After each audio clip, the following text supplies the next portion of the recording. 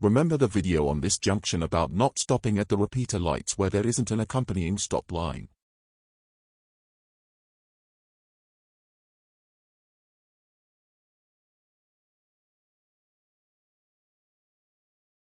These traffic lights are not for us. We need to move on, please.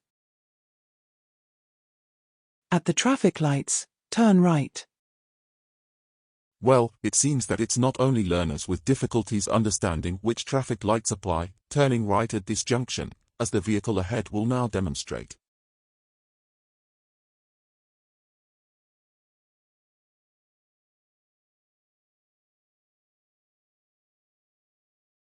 The learner is correctly keen to point out they shouldn't be doing that.